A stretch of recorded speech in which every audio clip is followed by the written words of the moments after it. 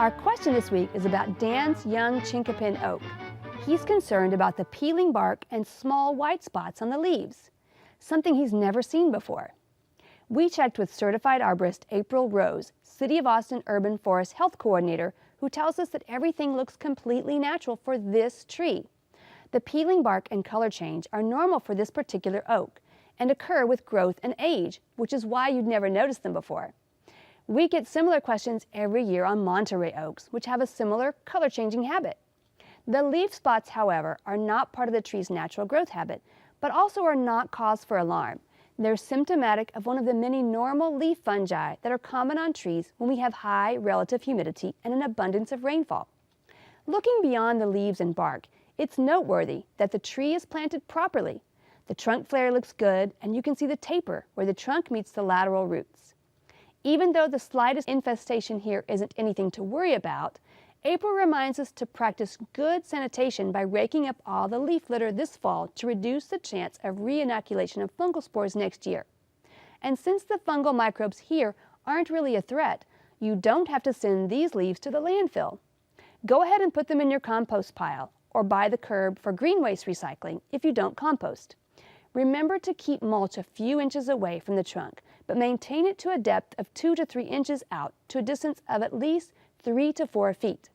Mulch around trees is very important for several reasons. It limits the competition from turf, insulates soil temperatures, feeds the soil microbes with decomposing organic matter, and just generally creates a better environment for roots. And Eva Reed asked about this 4-inch caterpillar, 6 of which she found munching on the leaves of her desert willow tree. Yikes! This is a rustic sphinx moss caterpillar, and as anyone who's ever grown tomato recognizes, it's a type of hornworm. These big guys certainly do look scary, and on tomatoes and other vegetables, I might advise you to use a naturally derived BT product to dispense with them. But here, on a tree, unless there are other detrimental health issues occurring, the hornworms are not going to cause enough damage for you to worry about them. Desert willows are deciduous, so they're going to lose these leaves in the fall and sprout new ones in the spring anyway. So sharing a few with the larvae of the rustic sphinx moth is not going to be anything the tree can't handle. Once again, we've got some great viewer photos to share. In October, Tracy Green spotted this butterfly sipping nectar on native cowpen daisy in Llano. Although it's an annual, cowpen daisy will reseed in favorable conditions. Mark sent in a picture of the new raised beds that he built for plants that like good drainage.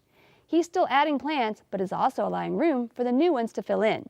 During last summer's intense heat, he draped a shade cloth over the bed to prevent scorching.